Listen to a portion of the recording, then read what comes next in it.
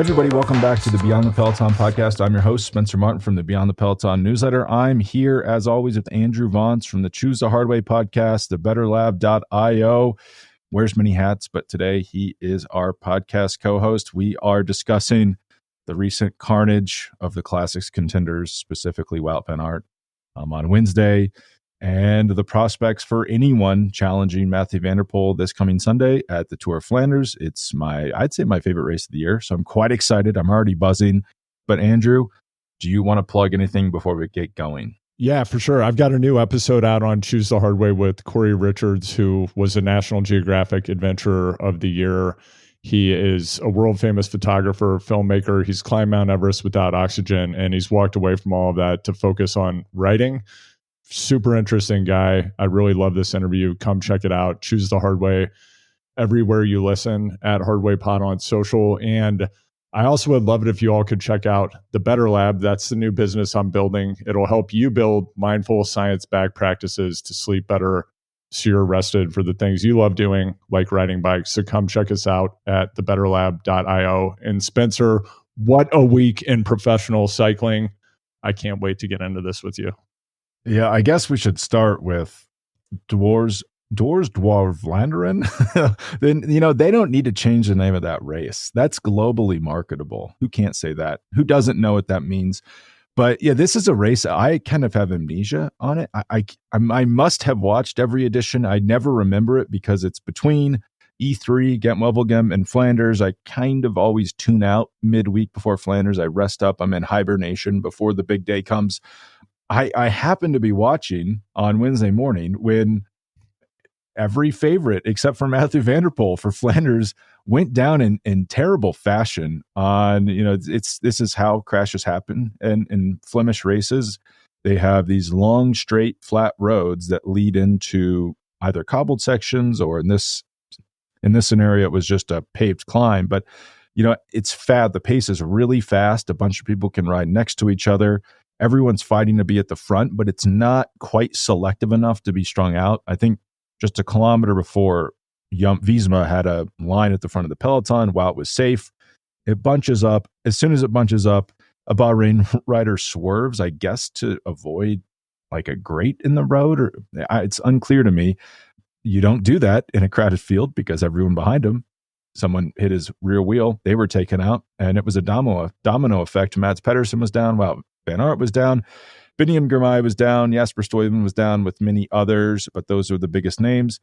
Van Aert was, obvious, like immediately seriously hurt. You could hear him yelling on TV. Like you could just tell right then, even looking at his back, like this guy's not going to race on Sunday.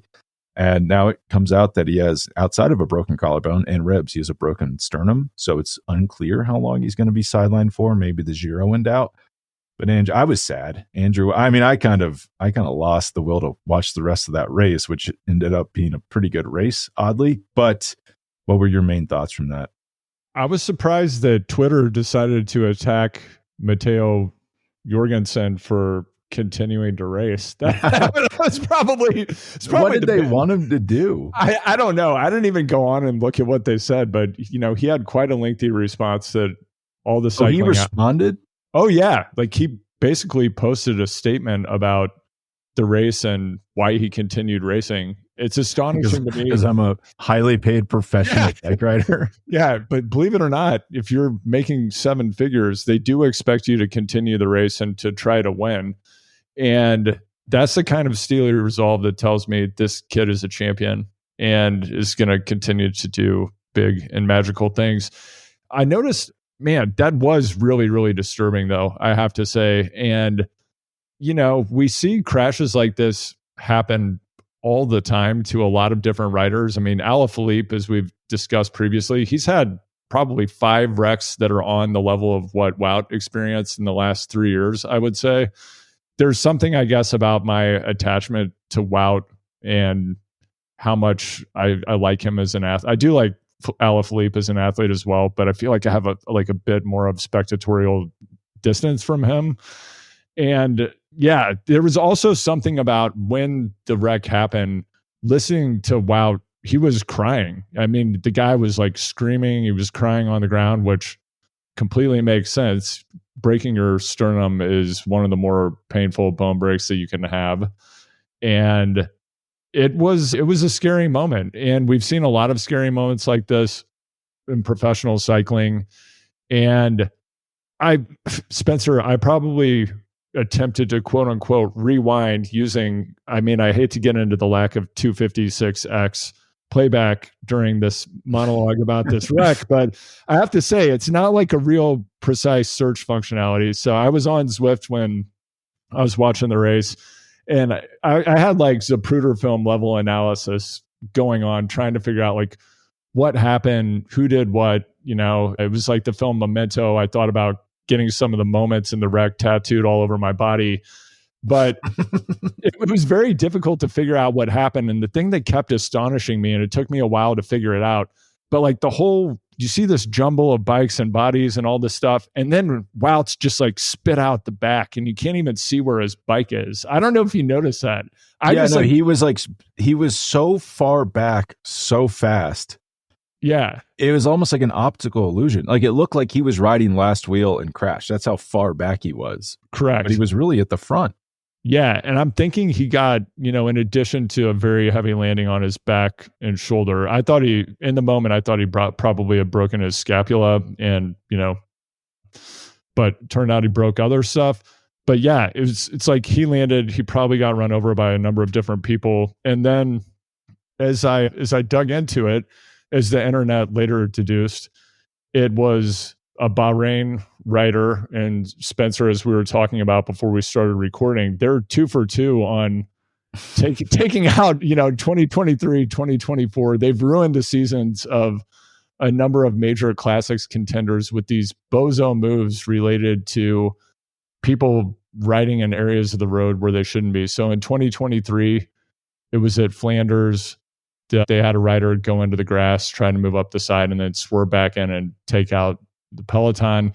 In this wreck, when I was playing it back over and over again, and again, the internet has litigated this extensively, but they were on a wide road. They were moving at extremely high speed, but they also, probably half of the group were riding on a sidewalk and then there was a gutter in the middle, and the gutter in the middle had a metal grate. And I think what happened is the Bahrain, in this instance, not victorious rider, I think he swerved to avoid the metal grate when he saw it pop up in his field of vision. The problem is he was in the middle of this group. When he moved, Tish Benoot stood up and his wheel went backwards. So he took out Wout's wheel, which he talked about feeling bad about later. But I think he was just trying to avoid what was happening to the side of and it wasn't like a small lateral movement. Yeah, you've got to protect your front wheel, but part of the social contract is that the person next to you isn't going to move laterally like 4 feet while you're all riding in a straight line. That's kind of a bozo move, if you ask me. Yeah, I don't think he's going to get any hugs at the finish line. He will not be part of the hug fest. That is wild that, I will say, watching it, when Matteo was accelerating on the Canaryberg, which was the right thing to do, we should clarify. Yeah, winning the race is always the right thing to do. Yeah, I think Richard Pluga is going to appreciate that. Yeah, I was a little like, whoa, like he didn't miss a beat at all. When Wout crashes, you see him put his hand on his helmet, like, oh man, and then it's like, boom, like no. I was really, as you say, like steely resolve of a winner, just like, okay, plan B, let's go, and executed the perfect race from there on out. I don't think many riders would be able to do that. That was really impressive. Same thing with Benoot, right? I mean, he said after the race, he's like, yeah, I felt horrible, and it's time to win the race. Yeah, like, oh wow, our leader and like a generationally good rider just went down. All right, let's just go win another way. That's unfortunate. It might probably strikes people. I think it probably struck people as a little, I guess, calloused, but that's this top level sport. This is what happens. I mean, what do you want them to do? Like stop on the side? They've been spoiled by the FDJ. Thibaut Pinot is tired. Let's all sit on the road and cry together and pull everyone back from the lead group to support Thibaut emotionally. That is probably not the way you should manage a race, though. Yeah, maybe not. And so we see many of the favorites for Flanders go down. There are just a lot of second and third order consequences we're going to see from this particular incident. I'm curious what your take is. I mean, there's of course, go ahead. first thought was, I didn't know about the sternum. I thought, okay, wow, Yeah. broken collarbone. He's gonna be in surgery in 6 hours. You know, the guy's gonna be on his trainer by Thursday. Giro's still on, Classic's off, Giro on. He's gonna be in great shape for the Giro. Sounds like with the sternum, it's not clear. I mean, that's the irony of us even talking about this. A lot of this is so opaque. Like how hard is Mads Pedersen? We have no idea. But it sounds like maybe he might miss the Giro and then have to go to the Tour, which would be funny because he wanted to skip the Tour, so he didn't have to work for Jonas. Now he's going to the Tour, which oddly is better build up to the Olympics, because if you want to win the Olympics time trial or mountain bike race, time trial or road race, you got to do the Tour de France. Like literally every winner, since they've allowed professionals to do it, has done the Tour de France before winning the road race. So it brings him back to the point where he wanted to be, which is Olympic road race champion. And Zwift have got to just be rubbing their hands right now. Yeah. We've got another Matt Heyman on our hands here. Well, maybe they lost him, though. Is Maiwush already at the hospital? They're helping him. Yeah, good point. Another thought that I had when we saw the body count, Biniam Girmay, is he ever going to come back to the level that we've seen him at in the past? Because this is 2 years in a row with very severe wrecks, and I feel like he's just going to lose his edge. I know. And he was just building back from being out because of crashes. It's starting to look like, Flanders is hard. That might be, I feel like, and I've been having this problem on the move as well, where I don't want to say stuff because I feel like it sounds like it's a veiled doping insinuation. But if he was on another team, if he was on Visma, he would be winning Flanders. Like, he would be a much better climber. I don't know why that is, and I'm not accusing Visma of anything. I'm just saying, if he went to a more professional team than Intermarché, hard to believe that any team could be more tip-top than that team, he would probably be able to challenge at a race like Flanders. But just on his current team, I don't ever see him becoming a good enough climber, really, to, he wasn't even in the front group at San Remo, I believe. And, that's a climb he should definitely be getting over. But let me check that. Yeah, he did not make it over at San Remo.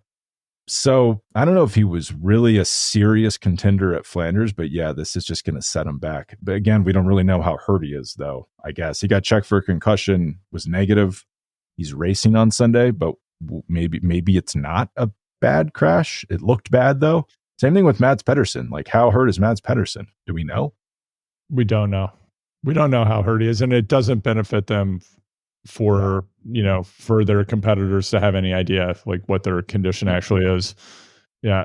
Did you notice that Alaphilippe's goatee is back? Are we going to see a renewed Alaphilippe? He's looked worse than I thought. I don't even I've been surprised how clean his season has been so far in terms of crashes, and then just how off the pace he's looked. It just feels like every time it gets serious, he's not there. He's not able to be there, which I wouldn't be putting money on Alaphilippe for Flanders. He'll get his Tour stage win, though. No, he's not going to the Tour, right? Didn't Lefebvre already say that? Yeah, of course not. If you got to hold something over his head and make him feel like dog shit, that's kind of the way of Lefebvre, right? A couple of other details I noticed at the races over the past week. How many times have we seen a wheel change have to happen at a critical moment? Again, this all seems tubeless related, where the tubeless tire goes and then it's just full stop. They're not riding on a tubular. They can't, because the pool noodle will come out. And it seems to be happening frequently where the rider is able to get to an area where a soigneur is, but the soigneur has an Allen key. If I'm running a team, I'm going to go ahead and spend the extra $500 to give everybody at every point on the course a drill or impact hammer so that they can do a fast wheel change. I can't tell you how many wheel changes I've watched in these races where it's a Swanee on the side of a road, spinning an Allen key for 2 minutes. Yeah. Yes, there's a lot going on with the wheel changes. I was always taught. So you get a flat. The first thing you do, you go down into the small in the back. And then you get off your bike, you stand there, and then you can start taking the wheel off before the mechanic gets there. But once the mechanic arrives, they have more freedom to move the bike around and rip that thing off because you're not standing over it. Now everyone just stands on top of the bike, and it definitely makes it slower. I don't know who started this trend? What's going on with that? But also, what happened to the knobs? I mean, I'm out of the loop. I'm off the back on new bike tech, but why don't they have the through axles that you can do without an Allen key? That seems, I mean, it looks cool. Like, I agree, it looks clean when you don't have the knob sticking out, the handle, but wouldn't that add a lot of speed to this? You would think so. And that's another thing that I noticed. And I don't know if this is just the way that Canyon designs their disc brake road bikes, or if it's something that they're doing specifically for their pro riders who request it. But I did notice that Van der Poel does have the lever arms on his through axles.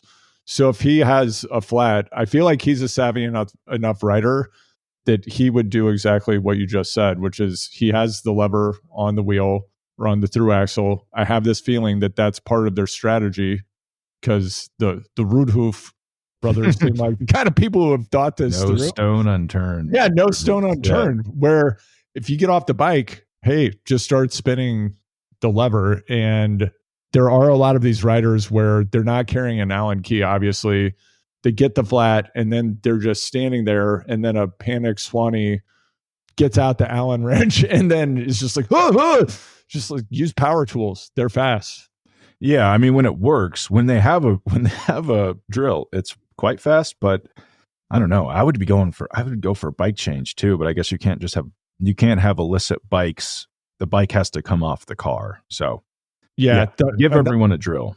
Yeah, another thing that I noticed at Gent-Wevelgem, did you notice that Van der Poel at 54 kilometers got out it was like a cartoon moment. He got out this tiny bottle, took the top off, and chugged it. And I thought, are we seeing ketones in action here? Like, what's going on? It was conspicuous and quite different than what you normally see him feeding on. It was weird.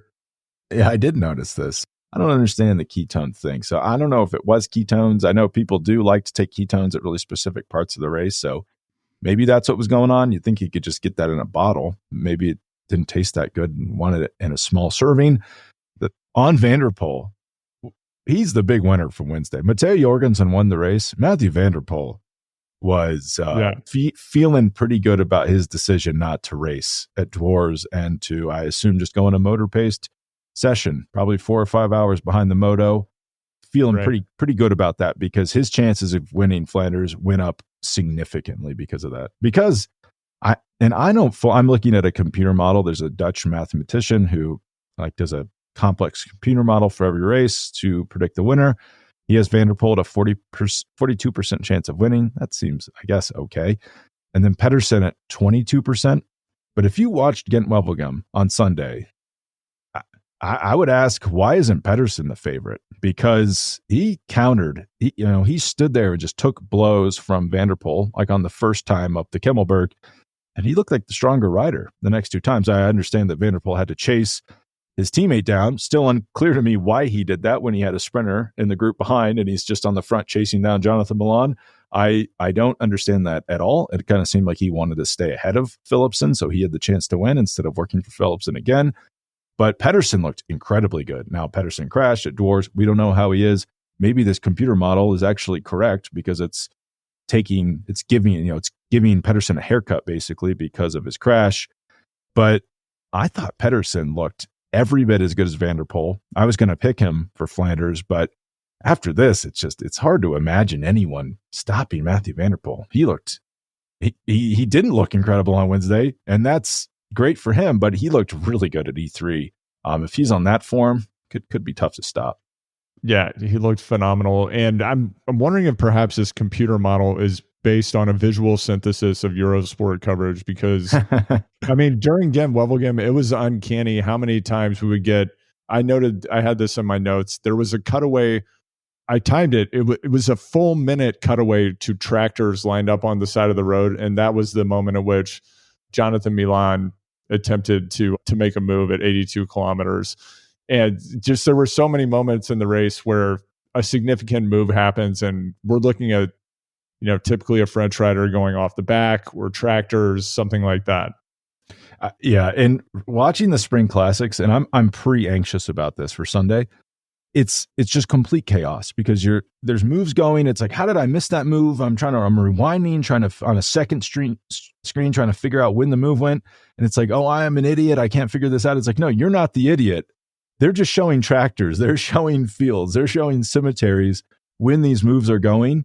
And it is impossible to figure out. I have no idea why they do it. Yeah, because they were just showing tractors lined up, which were hit in my house. There were people that were into the tractors, but I would like to have seen Jonathan Milan attacking. That was a critical point of the race that probably decided the outcome. So maybe show that by one small note. Yeah, perhaps. There were a lot of, I know we want to go forward. We want to talk about Flanders, but some of the other things I noticed at Gent-Wevelgem specifically, did you notice?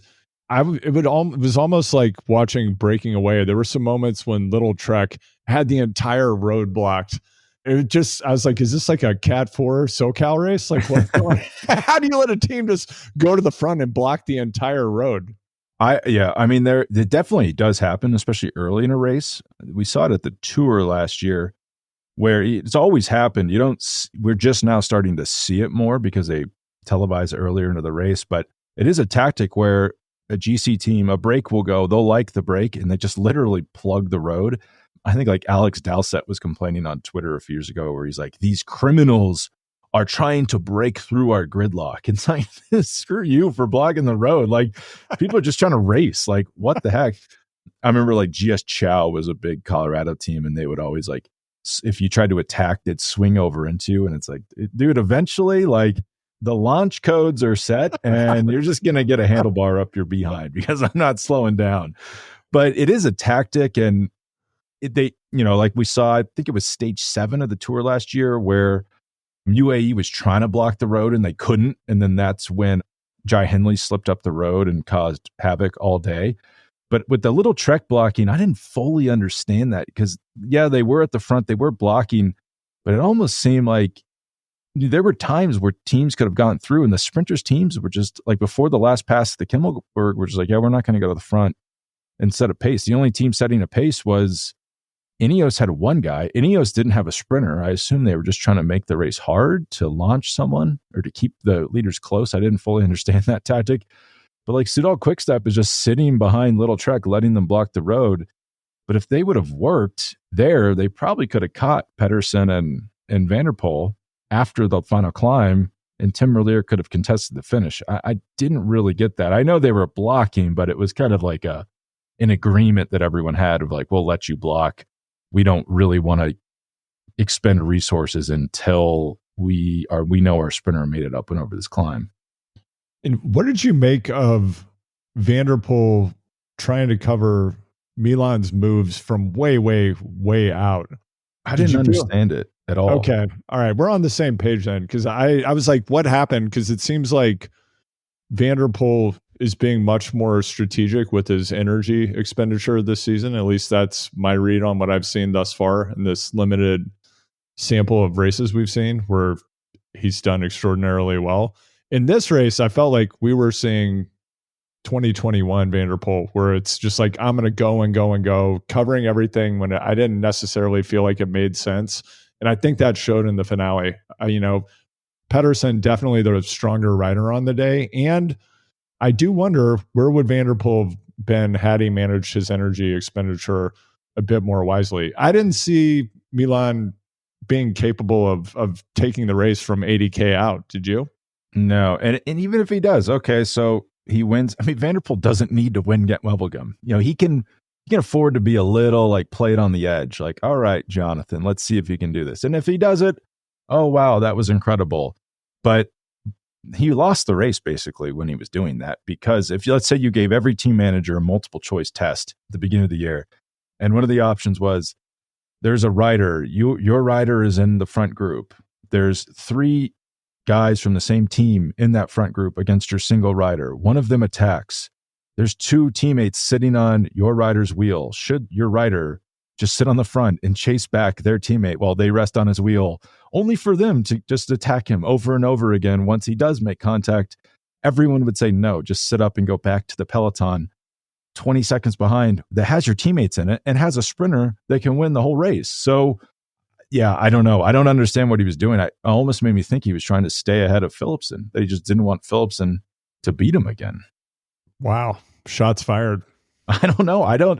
Maybe he was just trying to get a workout. He's just trying to get keep those numbers up. We had training Van der Poel back. To jump back to Dwars for a moment, we saw the kind of ride that we've come to expect from Ineos, which is them just trying to close a gap at some critical moment in the race with a rider who's a time trial specialist, and the best they're going to do is maybe get to the group that's in front or the second group, but they're always like closing that gap. I noticed at the finish that Josh Tarling had a gel tucked into his glove. I thought this was quite clever for accessibility. Have you seen this before? I've never seen it before. I like Tarling a lot. He might be he's only 20 years old, and we might like him now. He's not getting any better, folks. I hate to break it to you, because the rule of Ineos is your first year is your best year. Like Magnus Sheffield, never been better than that first year on the team. But I like him a lot. I mean, he's a really good rider. Closed the gap to that chase group, I guess, which turned into the winning group at Dwars on Wednesday. But just really clever. He comes from that British time trialing background, so like kind of always feels like he's always thinking about how to get an edge, and a gel in your glove is definitely a clever thing to do. Yeah, I mean, I would say he's maybe a 2022 Matteo Jorgenson level rider, but he has access at Ineos to all the best stuff in the world. So I'm not sure, he can't like go hire a coach on the side and suddenly jump to Matteo's level. Yeah, I guess, he's not allowed to go to training camps, etc. I mean, someone too, like with Ineos, just these teams are, I don't know. It's like, how did it get to this? And who was good? It was Jonathan Navarez, really good last weekend. I believe he crashed out though at Dwars and maybe isn't racing Flanders. He was their best bet, but like someone like Ben Turner, who was pretty good on Wednesday, got 16th, 25th at Gent-Wevelgem. But like 2 years ago, this guy was supposed to be amazing. And he's never been as good as he was that season. 2022 was his best year. He's 24 years old. Like, how does this keep happening to Ineos? I don't fully understand that. I don't understand it. The other thing I didn't understand at Dwars, because Benoot after the race said, hey, I didn't have the legs today.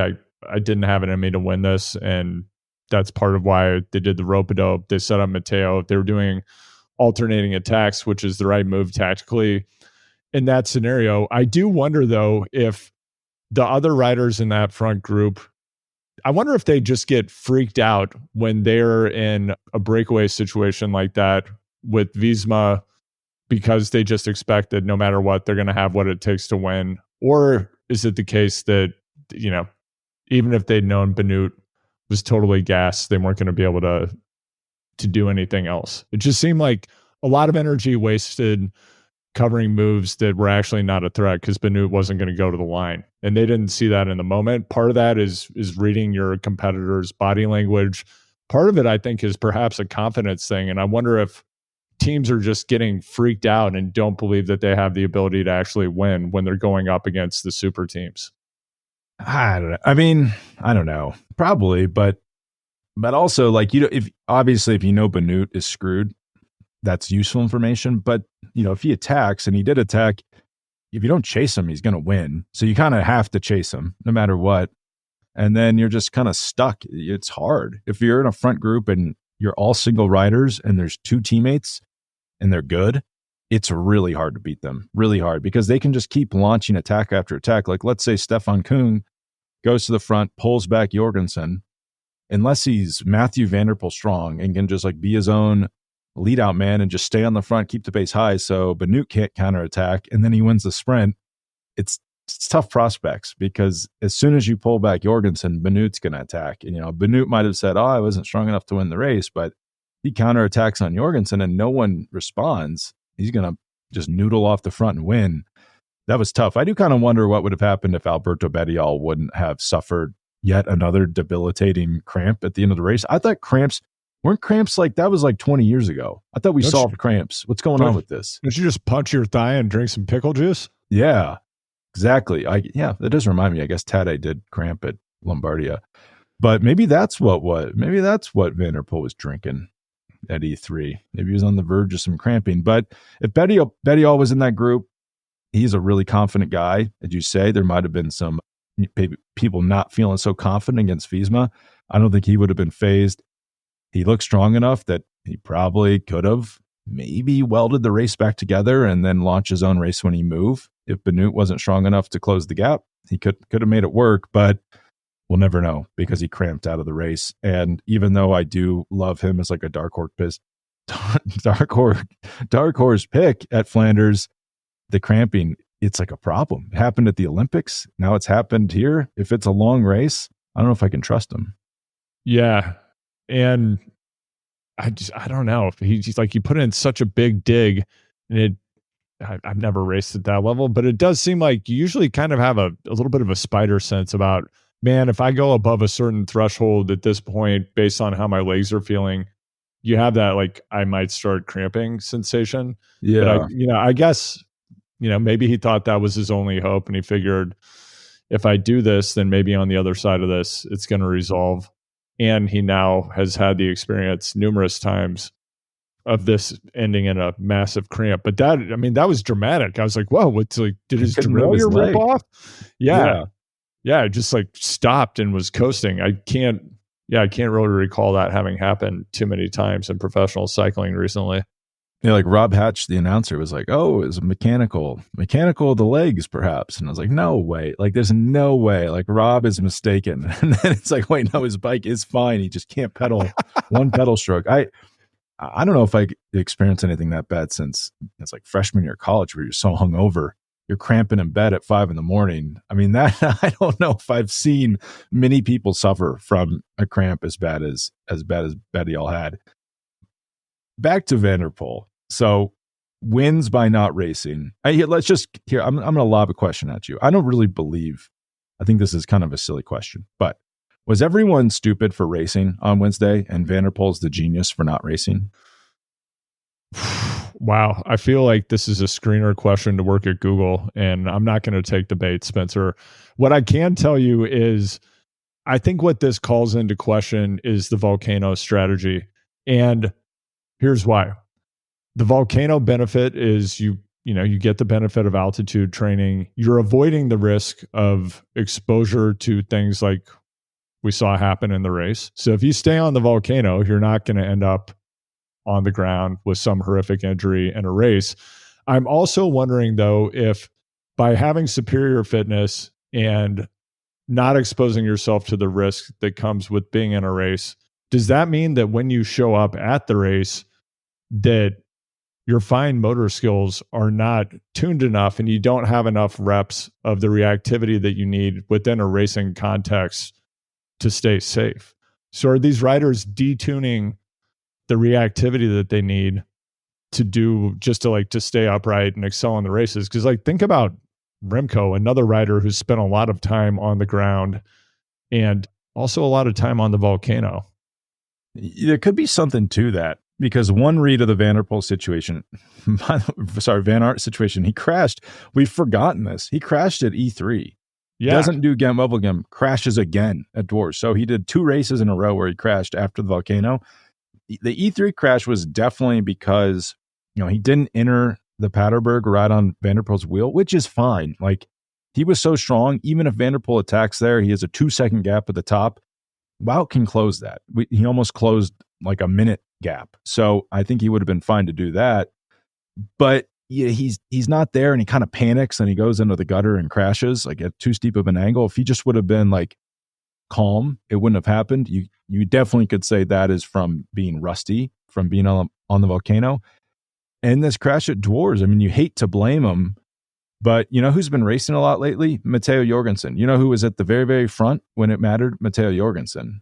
So there could be something to that sharpness. I think some people, like Johan Bernil, thinks that maybe Wout has a little bit of, it's like not intimidated, but Van der Poel's in his head because they've been rivals their whole lives. And Van der Poel's racking up these major one-day victories. Wout's not.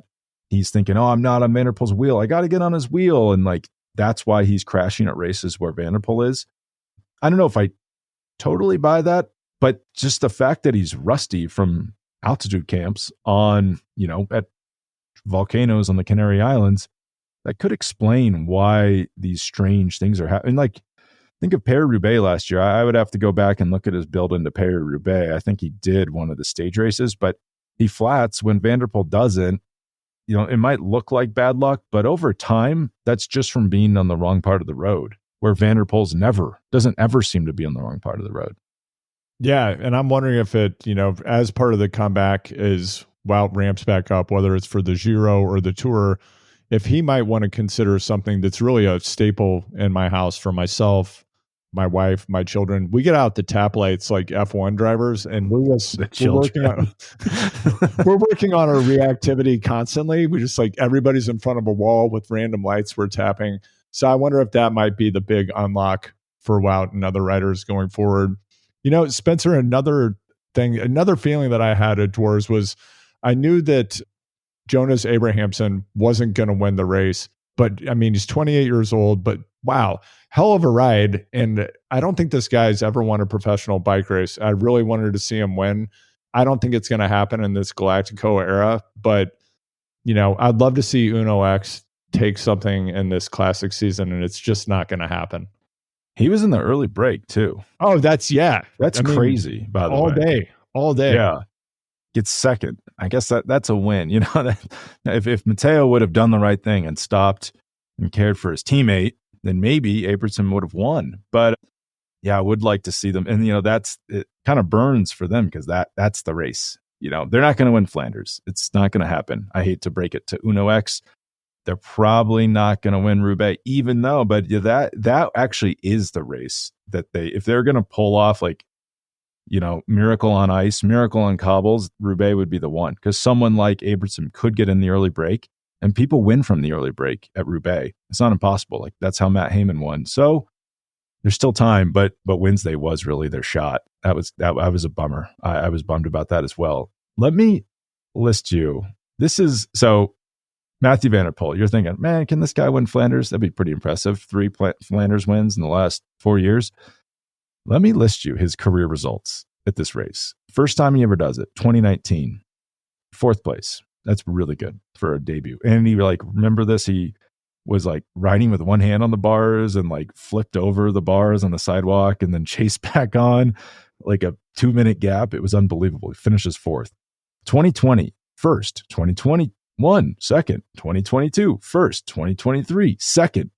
There's no one has ever had a record this good. 1, 2, 3, 4, 5 races into Flanders. Like, this is even better than Tom Boonen was. Tom Boonen had more career wins at Flanders, but Van der Poel's probably not done winning here.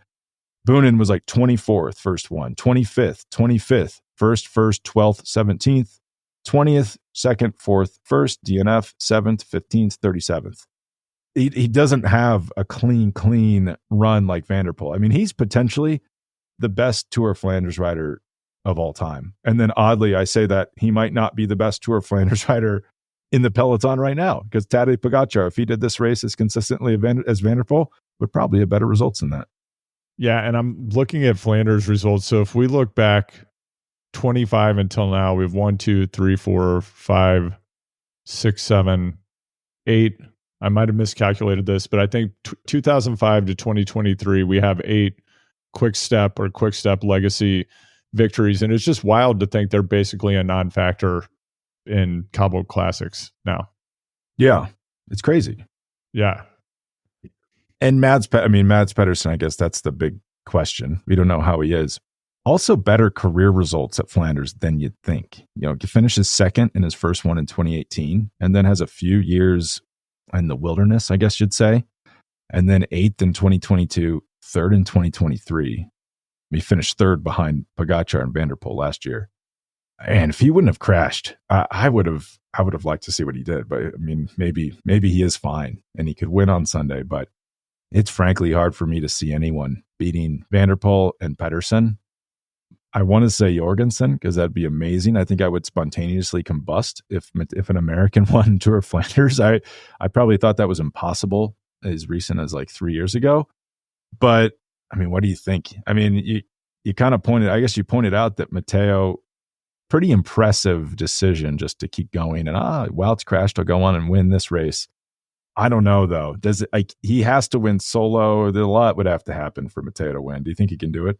I'm thinking about what happens if Matteo goes down, because I think that's also the lesson of Wednesday is what happens when your leader goes down, and do you have somebody who's a sweeper who can step in and go to the top of the podium? So when I'm looking at Visma Lisa bike, we've got Benoot, we've got Dylan Van Barl, we have Mick and Tim Van Dyke. I'm not familiar with their work. Affini. Yeah, who do you think steps up? Let's say, I hope this. I don't think the Van Dyke brothers. I don't think that's exactly how they drew it up, but that's what they have because Wout's not here, and Jan Tratnik was supposed to be here too, I believe, but odd thing about Visma, they seem to suffer a lot of crashes and a lot of flats in the lead up to Flanders and then at Flanders. It's been going on for 3 or 4 years. Yeah, in theory, Dylan Van Barl. But he's not been riding that well this year. Tej Benoot, but he said he wasn't feeling that good at the end of Dwars, so I don't know how he's going to be feeling at the end of Flanders. But the thing about Flanders is, and the reason I don't even think we need to talk about it that much, it's such a hard race. It's an absurdly hard race. Probably, I would say, the hardest race of the season, perhaps. Even more so, maybe Liège. That is an absurd course, but Flanders is raced all out the whole time, and it's really just a handful of riders that can win. You have to be so strong in the final laps of the Kwaremond and Paterberg. And I looked it up in the last 20 years, I believe. The winner has won a race within the last week, something like half the time. And then only 5 riders finished outside the top 3 of a race in the last 10 days. And those 5 riders all top 10 in races in the last 10 days before Flanders. So you kind of know who has the form coming in. Basically go through everyone who's finished on the podium in a race in the last 10 days, and that's who's going to win here. So that would rule out Van Barl.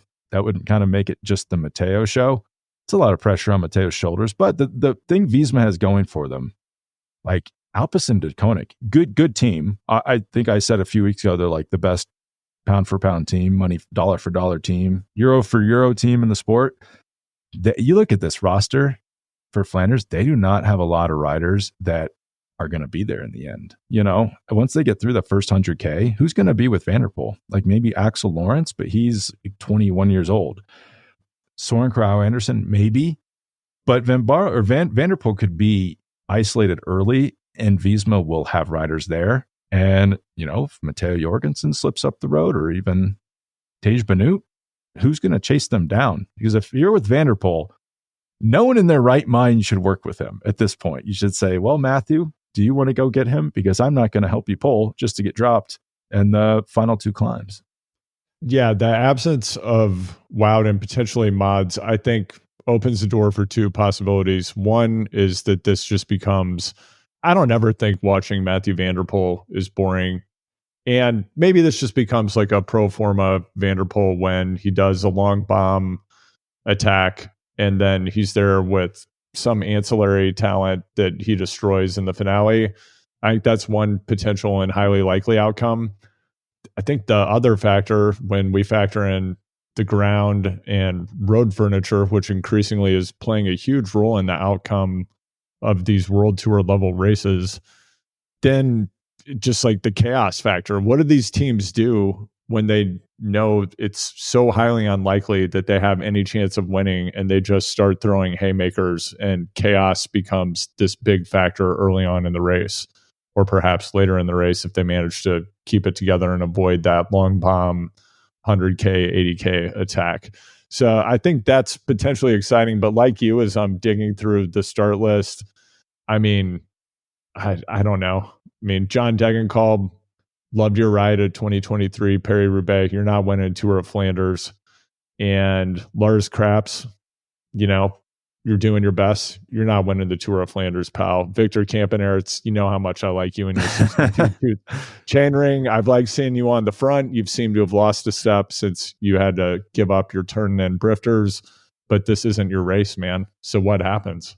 And then it even gets more severe than that. So you think of a rider like Mate Mohoric. You think, wow, like He's really good. He could win. I looked it up. He's never done that well here. It's just a really hard race for guys like that, or a Lascano. Lascano's been amazing, but right. you're thinking if he's getting dropped at E3 on those climbs, he's not going to make it.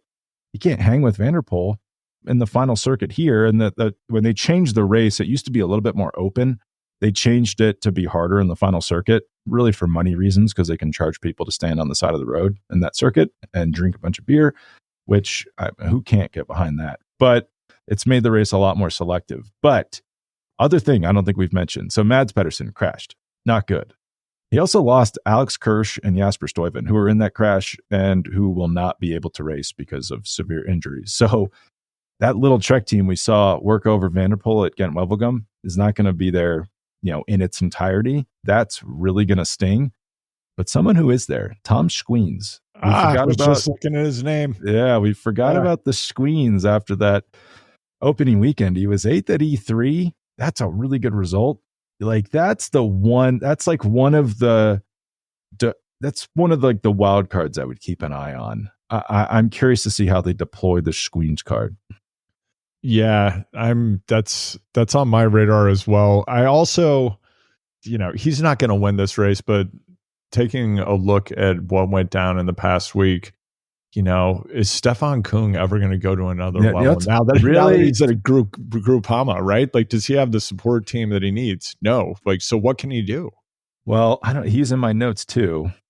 Yeah, I was thinking then that Kung, what do we need? What do we need to see Stefan Kung? I think there was 2022, he might have finished top 3 in every race in the world. Little known fact, but he finished 5th at Tour of Flanders. It's really good. Yeah. 3rd at Paris-Roubaix. Not bad. That's really good. You would think just by looking at him, you're like, well, he can't climb well enough to get over this final 2 climbs. But so Tadej's not here. So that takes out one guy. They can nuke everybody. He got 3rd on Wednesday.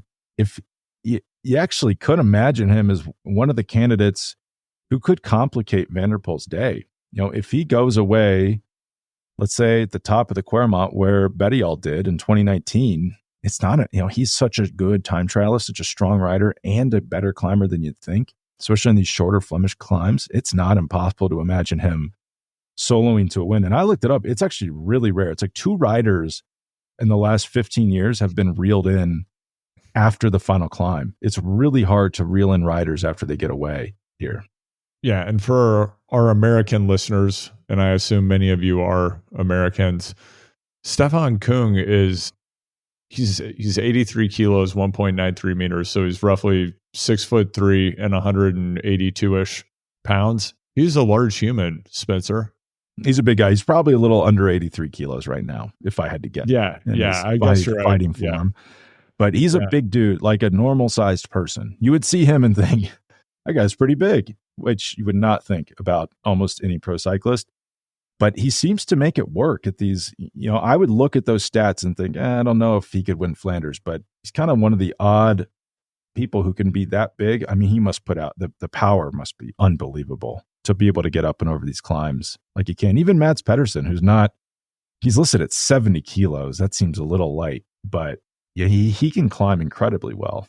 If he's healthy, I think he could be hard to drop for someone like Van der Poel. Yeah, Pedersen, I don't know why on TV, that guy just looks huge, gigantic. Have you ever stood next to him in real life? He's not very tall. I think. Okay, he looks big on TV. I don't know why. He's he might be just a little bit taller than me. I don't, here, let's do what he's listed at. Yeah, we're roughly the same height. He's got big wrists, people with big wrists. Yeah, he's solid. I mean, he also, it's interesting because I think a lot of, again, I'm just thinking about cycling communities that I've been in, how people think you should look when you're a cyclist. I like that we have some morphological diversity out there, and that this is a time of the year that is a bigger cyclist.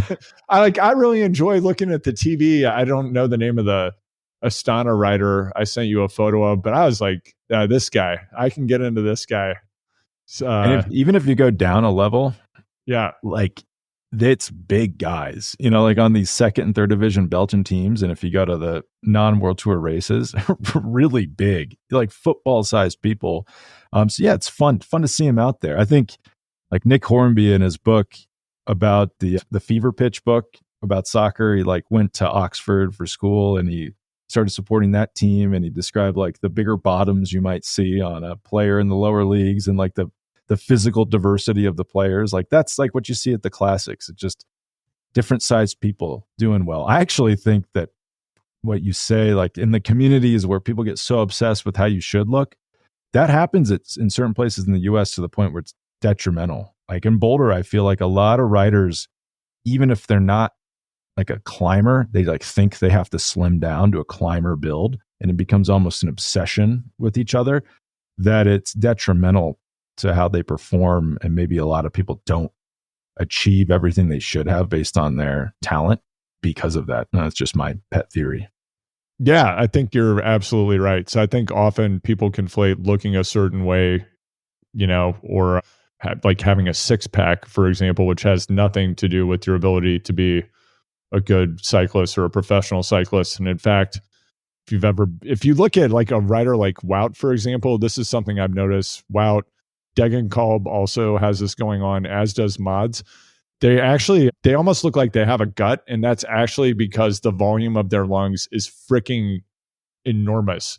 Their lungs are so big that their whole chest cavity and stomach expand when they're breathing. So that's what's going on when you see these guys in the riding position and they look a little bigger. I definitely know what you mean about John Degenkolb. I used to feel like I looked like I had a gut. And no matter how skinny I was, in every photo on the bike, I'd be like, it's okay because Degenkolb looks the same way. He's doing all right. I mean, but you see him in real life, he's so skinny, especially when he's in like Tour de France form. It's like shocking how skinny he is. But yeah, they just have like big trunks. Like there's a lot of air filling up the middle of that body. So Andrew, who do you think wins on Sunday at Flanders? I'm going to go with Mathieu van der Poel. What about you? It's like a negative 180 favorite. It's like you bet $10, you win $5 if he wins. But yeah, I'm going to go really left field. And this is I am far afield. I'm off the beaten path. This is dangerous territory I'm in. I could fall into a sinkhole. Tim Wellens. I think we have fallen asleep on Tim Wellens. The guy, incredible form, fourth at E3. I think if there's any type of like stagnation, people looking at each other in that front group, wow. I would have picked Mads without the crash, but yeah, I think Wellens could noodle off there and things could get tough for him. He is unusually strong, like one of the strongest riders in the world, and we've seen that so far this year. He hasn't been able to convert it into wins. A little bit of an issue, I guess, because I'm picking him to win a really important race. But like that's the type of, if things are going to go sideways, that's the type of out of nowhere rider you'll get. I don't think you're going to get, as you said, like John Degenkolb, Dylan Teuns, guys who could maybe win at Roubaix. It's just everything's too like rote here. You just have to be able to put out a certain watts per kilo for a certain amount of time to be at the front. Yeah, and if we had a couple of prop bets here, I think we're going to see someone named Swift or Ben from Ineos and some kind of like meaningless, they have to close the gap type situation. Like or like another team. Yeah. Yeah. Van der Poel's in trouble, but the Swift brothers closed down a gap. Yeah, I mean, it is interesting to think about the Matteo Jorgenson versus Magnus Sheffield dynamic, right? Like a tale of two teams and two riders that are of an extremely high caliber, and one's flourishing. Magnus is having a great career as well, but I'm curious to see how things play out for him over there at Team Marginal Gains. And I spoke to Matteo earlier this year, a few weeks ago, and he said, I was kind of standing up for Movistar, thinking like, you're not that much better than you were last year, right? You kind of look the same physically. He's like, no, I'm in much better shape than I was at Movistar. Visma's been just like night and day. But one thing about Movistar that I think helped him a lot is how hands-off that team is. It's just like, choose your own adventure. You want to train? You train. You don't want to train? Don't train. You want to do group rides with your buds who are accountants like Valverde? Do that. Want to go do altitude camps alone? Do that. I think he benefited a lot from that versus someone like Magnus Sheffield. You go into a really defined system It works if the system's good. If the system is not good or something is wrong with the calculation, it can ruin your career. And a little worried that's what we're seeing with some of these young riders at Ineos who are just not improving at all. I mean, kind of an extreme example, but has Tom Pidcock improved at Ineos? I would say his results from his first road season there are probably better than his results since. Well, when he wins the Tour de France this year, you'll be I'm going to look real stupid. And Garrett's second, Carlos Rodriguez third. Oh man, I'm going to feel like an idiot. Yeah. That's. I'm also just thinking. I mean, who else could it be? Does Vinokurov get out of the team car and just get onto a bike? Get onto the bike for this one? That'd be awesome. I don't know. Yeah, you kind of forget every year when Flanders rolls around. I rewatch the old races. You kind of forget how like unusual it is. It's not, and you kind of group it together with Roubaix in your mind, and they're really different races. And it's actually unbelievable. It makes you retroactively in awe of Boonen and Cancellara that they were able to be favorites at both. Same thing with like Van der Poel or Van Aert. It's really there's not a ton in common with the two races other than they are long, one day in duration and over cobblestones. But the cobblestones are very different. They're in different countries.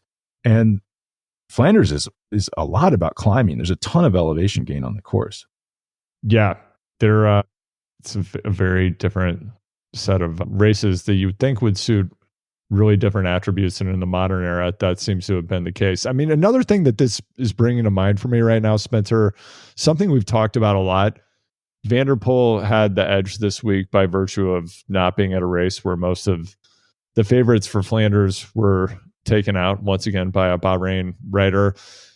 It does beg the question of, would we really benefit from just having all of the best riders at all the best races? Or is part of the fun of watching professional cycling the optionality that riders have in terms how they approach preparing to reach their peak during different moments of the season? Would it be more fun as a spectator if we had this fixed set of races all the Galacticos had to be at in their spaceships? Or is it better the way it is? I think it's fun to a point that people do different things. I think, though, it can get out of hand. And I think we're kind of at that point. Like when you have Tadej Pogačar, who's, I'd say, without a doubt, the best one-day rider in the world. Not at one of the biggest one-day races in the world. That's not good. Right. It'd be better if Pogačar was at this race. Or like him just absolutely crushing people at Catalunya last weekend.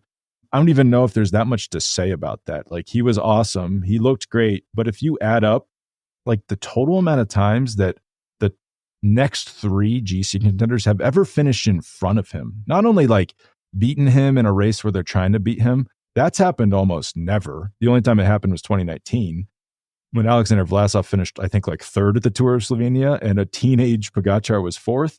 But just even rolled across the line in front of him at a sprint stage, it's happened a total of like 36 times that the next three GC riders at Catalunya have ever even crossed the line ahead of Pogačar. So, yeah, it was just never going to be competitive. There's nothing to learn from that. You do start to wonder, and I kind of like it if, like, let's say Vingegaard and Pogačar choose different routes to the Tour, and then you see them racing against each other for the first time at the Tour. That's kind of fun.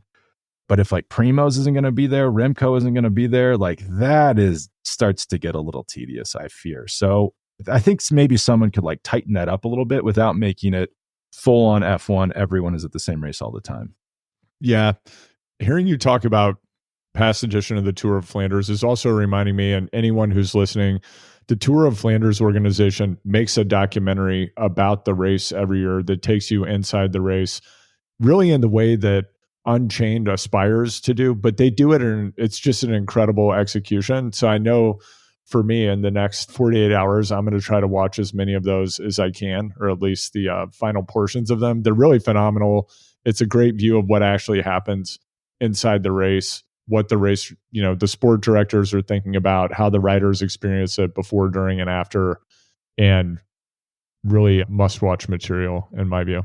Yeah, it's really good, shockingly good. And if you explained the like shot for shot, you'd say like, this is pretty boring. It's like the commentators getting their coffee and stuff, but it's thrilling stuff. I mean, It's like top-notch filmmaking. I don't think they've made them for the last few years, unfortunately. And then on the topic of watching things, Tour of Flanders organizers, this race is one of the weirdest things about Flanders Classics, which is a really forward-thinking organization.